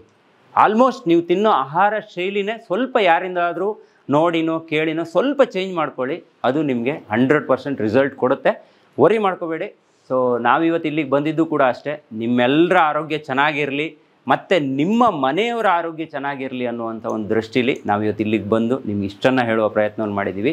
ಇನ್ನೂ ಕೂಡ ನಿಮ್ಗೆ ಹೆಚ್ಚಿನ ಮಾಹಿತಿ ಬೇಕು ಅಂದರೆ ಅದೇ ಆ್ಯಸ್ ಇಟ್ ಈಸ್ ನಮ್ಮ ಹೆಗ್ಗದ್ದೆ ಸ್ಟುಡಿಯೋನ ನೋಡ್ತಾ ಇರಿ ನೀವು. ನಿಮಗೆ ನಮ್ಮಿಂದ ಆದಷ್ಟು ಆರೋಗ್ಯದ ಬಗ್ಗೆ ಮಾಹಿತಿಯನ್ನು ಕೊಡ್ತಾ ಹೋಗ್ತೀವಿ ಅಂತ ಹೇಳ್ತಾ, ಸೊ ನನಗೆ ಇಲ್ಲಿ ಒಂದು ಮಾತಾಡೋಕ್ಕೆ ಅವಕಾಶ ಮಾಡಿಕೊಟ್ಟಿರುವಂಥ ರಾಮ್ ಅವರಿಗೆ ಮತ್ತು ನಿಮ್ಮೆಲ್ಲರಿಗೂ ಕೂಡ ತುಂಬುರದ ಧನ್ಯವಾದವನ್ನು ಹೇಳೋಕ್ಕೆ ಇಷ್ಟಪಡ್ತೀನಿ. ಗೊತ್ತಿಲ್ಲ ಅದು ಎಷ್ಟು ಜನರಿಗೆ ಒಳಗಡೆ ಹೋಯ್ತೋ, ಎಷ್ಟು ಜನರಿಗೆ ಹೋಗಿಲ್ಲೋ ಗೊತ್ತಿಲ್ಲ.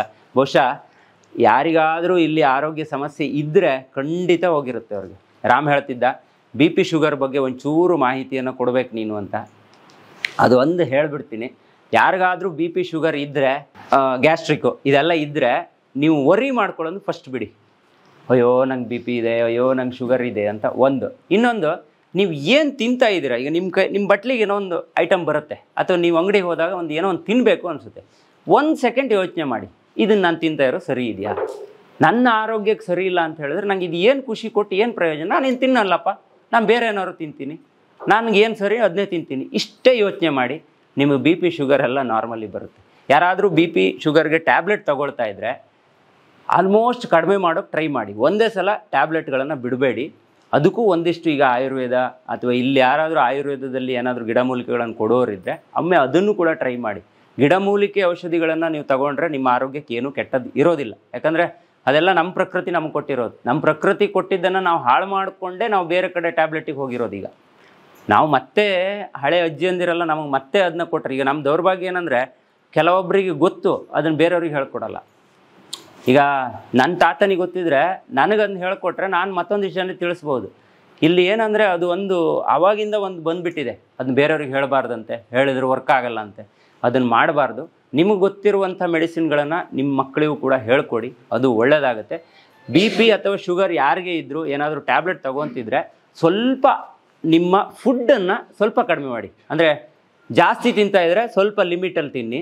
ಆಮೇಲೆ ನೀವು ಏನು ತಿಂತಿದ್ದೀರ, ಯಾವ ಟೈಮಲ್ಲಿ ಏನು ತಿನ್ನಬೇಕು ಅನ್ನೋದ್ರ ಬಗ್ಗೆ ಒಂದು ಸಣ್ಣಕ್ಕೆ ಒಂದು ಯೋಚನೆ ಮಾಡ್ಕೊಂಡಿರಿ. ಅದೇ ನಾನು ಹೇಳಿದ್ನಲ್ಲ, ಸಕ್ಕರೆ ಐಟಮನ್ನು ಬಿಟ್ಬಿಡಿ. ಆದರೆ ಟೀ ಕಾಫಿನೂ ಬಿಟ್ಟರೆ ಒಳ್ಳೆಯದು. ಕಾಫಿ ಅನ್ನೋದು ಡೈರೆಕ್ಟಾಗಿ ಕಿಡ್ನಿಗೆ ಇಫೆಕ್ಟ್ ಆಗುತ್ತೆ. ಟೀಯಿಂದ ಈಗ ನಾವು ಯಾರೂ ಕೂಡ ಒರಿಜಿನಲ್ ಟೀಯನ್ನು ಕುಡಿತಾ ಇಲ್ಲ. ನಾವೆಲ್ಲ ಅದಕ್ಕೆ ಬಣ್ಣಗಳನ್ನು ಹಾಕಿ ಅದನ್ನು ಏನೇನೋ ಮಾಡಿ ಸಂಸ್ಕರಣೆ ಮಾಡಿ, ಅದೇ ಹೇಳಿದ್ನಲ್ಲ, ಹಾಳಾಗದೇ ಇರೋ ರೀತಿ ಒಳ್ಳೆಯ ಪ್ಯಾಕೆಟಲ್ಲಿ ರೆಡಿಯಾಗಿ ಬರುತ್ತೆ. ಪ್ಲಾಸ್ಟಿಕಲ್ಲಿ ಅದು ರೆಡಿಯಾಗಿ ಬರುತ್ತೆ ಅಂತ ಹೇಳಿದ್ರೆ ಅಲ್ಲೇ ನಿಮಗೆ ಅದು ಕೆಟ್ಟದ್ದು ಅನ್ನೋದು ಗೊತ್ತಾಗಿರುತ್ತೆ. ಸೊ ಆದಷ್ಟು ಟೀ ಕುಡಿಯೋದನ್ನು ಬಿಟ್ಟರೂ ಕೂಡ ಒಳ್ಳೆಯದು. ಒಬ್ಬೊಬ್ಬರಿಗೆ 3 ಟೀ ಕುಡಿಯೋದಿರುತ್ತೆ, ಆದರೆ 2ಕ್ಕೆ ಬನ್ನಿ, ಆದರೆ 1ಕ್ಕೆ ಬನ್ನಿ. ಹಂಗೆ ಮಾಡಿಕೊಂಡು ಸ್ವಲ್ಪ ಕಡಿಮೆ ಮಾಡ್ಕೊಳ್ಳಿ. ಹೆಲ್ತು ಚೆನ್ನಾಗಿದ್ದರೆ ನಾವೆಲ್ಲವನ್ನು ಚೆನ್ನಾಗಿ ನೋಡ್ಬೋದು. ಈ ಶುಗರ್ ಇರೋರು ಕೂಡ ಅಷ್ಟೇ, ಆಲ್ಮೋಸ್ಟ್ ಫುಡ್ಡನ್ನು ಕಂಟ್ರೋಲ್ ಮಾಡಿಕೊಂಡು ಟ್ಯಾಬ್ಲೆಟ್ಸನ್ನು ಸ್ವಲ್ಪ ಕಡಿಮೆ ಮಾಡ್ಕೊಂಡು ಬನ್ನಿ. ಅಂದರೆ ನೀವೀಗ ತುಂಬ ವರ್ಷದಿಂದ ಟ್ಯಾಬ್ಲೆಟ್ ತೊಗೊಂಡ್ರೆ ಏನೂ ಮಾಡೋಕ್ಕಾಗಲ್ಲ ಅಂದರೆ ಬಾಡಿ ಅದಕ್ಕೆ ರೆಡಿ ಆಗಿರುತ್ತೆ. ಡೈಲಿ ಇವನು ಇನ್ಸುಲಿನ್ ಕೊಡ್ತಾವನೆ ನನಗೆ, ನಾನು ಏನಕ್ಕೆ ರೆಡಿ ಮಾಡಬೇಕು ಅದನ್ನು ಅಂತ ಹೇಳ್ಬಿಟ್ಟು ಸುಮ್ಮನೆ ಕೂತ್ಕೊಂಡಿರುತ್ತೆ. ಸೊ ಯಾರಿಗಾದರೂ ಸ್ಟಾರ್ಟಿಂಗಲ್ಲೇ 1 ವರ್ಷ ಈ ಥರ ಡಿಟೆಕ್ಟ್ ಆಗಿದ್ದರೆ ಆಲ್ಮೋಸ್ಟ್ ನೀವು ನಿಮ್ಮ ಫುಡ್ಡಿಂದಾನೇ ಅದನ್ನ ಕಂಟ್ರೋಲ್ ಮಾಡಿಕೊಂಡು ಒಂದು ರೀತಿಯಲ್ಲಿ ಅದನ್ನ ಸರಿ ಮಾಡ್ಕೋಬಹುದು ಅಂತ ಹೇಳ್ತಾ, ಆಲ್ಮೋಸ್ಟ್ ನಿಮ್ಮ ಮನೆಯಲ್ಲಿ ನೀವೇ ಅದನ್ನ ಕ್ಲಿಯರ್ ಮಾಡ್ಕೊಳ್ಳಿ. ಆಮೇಲೆ ಕೆಲಸವನ್ನು ಜಾಸ್ತಿ ಮಾಡಿ, ಬೆವರು ಜಾಸ್ತಿ ಬರಬೇಕು, ಇಷ್ಟೇ ಸೀಕ್ರೆಟ್. ಯಾರು ಒಳ್ಳೆ ಬೆವರು ಬರುತ್ತೆ ಅವನು ಶುದ್ಧವಾಗಿರ್ತಾನೆ. ನಾವೀಗ ಹುಡುಗರ ಮಕ್ಕಳಿಗೆ ಹೇಳೋದು, ಕೆಲಸ ಎಷ್ಟೇ ಕಷ್ಟ ಆದರೂ ತೊಂದರೆ ಇಲ್ಲ, ಕೆಲಸ ಮಾಡಿ, ಬಿಸಿಲು ಬೀಳಬೇಕು, ಬೆವರು ಬರಬೇಕು, ಇಷ್ಟೇ ಸೀಕ್ರೆಟ್ ಅಂತ ಹೇಳ್ತಾ, ಸೊ ಮಾತಾಡೋದಕ್ಕೆ ಅವಕಾಶ ಕೊಟ್ಟಿರೋ ನಿಮ್ಮೆಲ್ಲರಿಗೂ ಕೂಡ ತುಂಬ ಧನ್ಯವಾದ. Thank you so much. ಈಗಾಗಲೇ ಇಷ್ಟು ಹೊತ್ತು ನಮ್ಮ ಒಕ್ಕೂಟ ಸಭೆಯಲ್ಲಿ ಹೆಗ್ಗದ್ದೆ ಸ್ಟುಡಿ ಅವರು ಆಗಮಿಸಿ ನಮ್ಮ ಒಕ್ಕೂಟದ ಎಲ್ಲ ಸದಸ್ಯರಿಗೆ ಆರೋಗ್ಯದ ಬಗ್ಗೆ ಮಾಹಿತಿಯನ್ನು ಕೊಡೋದ್ರ ಮೂಲಕ ಬಹುಶಃ ನಮ್ಮ ಗ್ರಾಮಾಭಿವೃದ್ಧಿ ಒಕ್ಕೂಟದ ಚಟುವಟಿಕೆ ಕೂಡ ಬಹುಶಃ ಸ್ವಲ್ಪ ವಿಸ್ತರಣೆ ಆಗ್ಬೋದನ್ನುವಂಥ ನನ್ನ ಮನಸ್ಸಲ್ಲಿ ಅಂದ್ಕೊಂಡಿದ್ದೆ.